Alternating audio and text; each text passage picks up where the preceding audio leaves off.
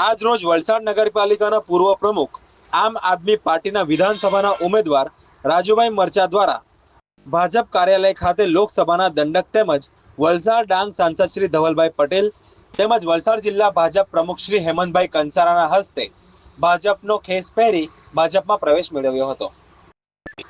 વલસાડ નગરપાલિકાની ચૂંટણીમાં જ્યારે ભાજપના 5 જેટલા ઉમેદવારો બિનહરીફ થયા છે, ત્યારે વલસાડ નગરપાલિકાના પૂર્વ પ્રમુખ આમ આદમી પાર્ટીના વિધાનસભાના ઉમેદવાર રાજુભાઈ મરચાનો ભાજપનો ખેસ પહેરતા રાજકારણ ગરમાયું। ભાજપમાં ખુશીની લહેર ત્યારે વિપક્ષોમાં નિરાશા જેવી સ્થિતિ। આ પ્રસંગે જિલ્લા ભાજપ મહામંત્રી શ્રી શિલ્પેશભાઈ દેસાઈ, શ્રી કમલેશભાઈ પટેલ, શ્રી જીતેશભાઈ પટેલ, શ્રી રાજેશભાઈ ભાનુશાલી, શ્રી રોનકભાઈ શાહ સહિત આગેવાનો ઉપસ્થિત રહ્યા હતા।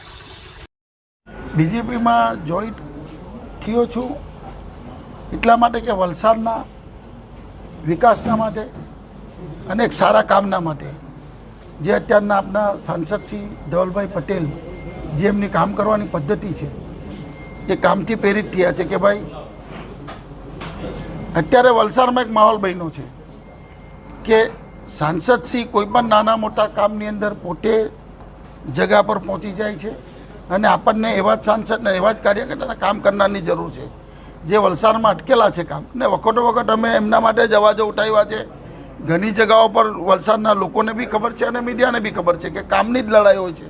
તો જ્યારે જો લાભ મળતો હોય તો આ 5 વર્ષનું હજુ તો કામ બાકી છે। આવતું નગરપાલિકાનું ઇલેક્શન, સાંસદની ગ્રાન્ટ, વલસાડના ધારાસભ્યની ગ્રાન્ટ એ વલસાડને સહભાગી થાય અને વલસાડના લોકોને કામ મળે તેમાં કોઈને મને એવું નથી લાગતું કે આ કામમાં કોઈને વાંધો હોય। એટલે એક સારા કામના માટે એક ભગીરથ કાર્યમાં અમે આ જોડાયા છે।